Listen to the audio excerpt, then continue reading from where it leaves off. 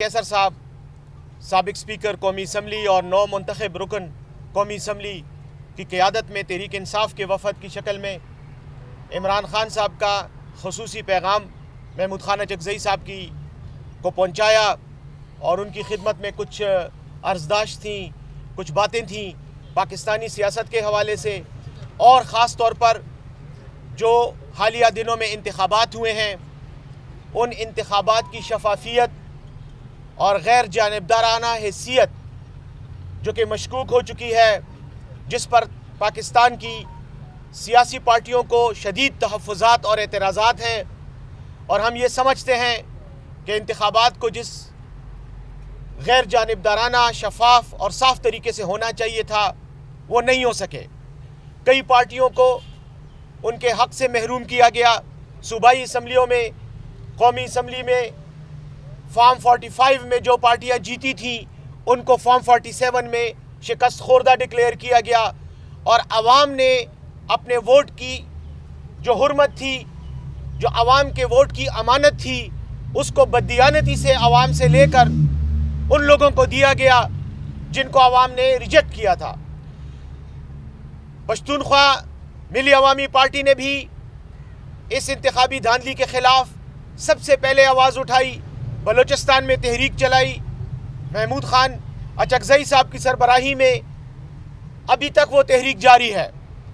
हम पाकिस्तान तहरीक इंसाफ के प्लेटफॉर्म से हमने ना सिर्फ इनका खैर मकदम किया बल्कि इस तहरीक के साथ अपनी हमदर्दी, अपनी सपोर्ट और अपनी हिमायत का भी इनको यकीन दिलाया। आज इस मौजू पर बातचीत हुई और सिर्फ वन पॉइंट एजेंडा पर बात हुई कि आइंदा आने वाले दौर में पाकिस्तान में आइन के तहफ़्फ़ुज़, जमहूरियत के तहफ़्फ़ुज़ और इंतखाबात की शफाफियत, ये वो एजेंडा है जिस पर तमाम मुहब्ब वतन और जमहूरियत पसंद पार्टियों को एक होना चाहिए। और आइंदा आने वाले इलेक्शन में ना सिर्फ इस किस्म के इक़दामात और धांधली का सद्भाव होना चाहिए बल्कि मौजूदा इलेक्शन में भी जिन लोगों को उनके हक़ से महरूम किया गया वो हक़ उनको मिलना चाहिए, ताकि पार्लियामेंट मजबूत हो और सियासी इस्तेहकाम के नतीजे में माशी इस्तेहकाम भी आए और समाजी इस्तेहकाम भी आए। ये हमारा वन पॉइंट एजेंडा था। उसके बाद मैं असद कैसर साहब से और महमूद खान अचकज़ई साहब से दरख्वास्त करूँगा कि वो भी कोई बात करना चाहें तो करें, लेकिन बुनियादी जो मकसद था, ऑब्जेक्टिव जो इस मीटिंग का था, वो मैंने आपके सामने रखा। बिस्मिल्लाहिर्रहमानिर्रहीम। बैरिस्टर मौलवी सैफ साहब ने आपके सामने बिल्कुल वज़ाहत से बात कर दी है। हम मशकूर हैं महमूद खान अचकज़ई साहब के कि उन्होंने हमें टाइम दिया, और इस वक्त जो पूरी मुल्क में जो धांधली हुई है और जिस तरह रिगिंग हुई है उसके लिए महमूद खान अचकज़ई की जो एक जद्दोजहद है, जिस तरह उन्होंने आवाज़ उठाई है, हम इसको खराज तहसीन पेश करते हैं।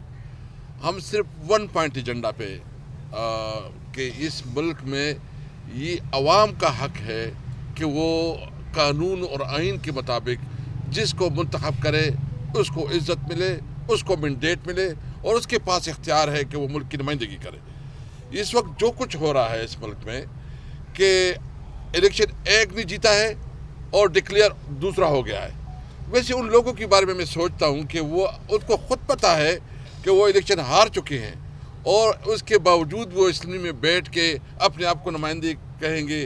उनको शर्म आनी चाहिए। यानी एक जाली कैबिनेट बनेगी, एक जाली प्राइम मिनिस्टर बनेगा।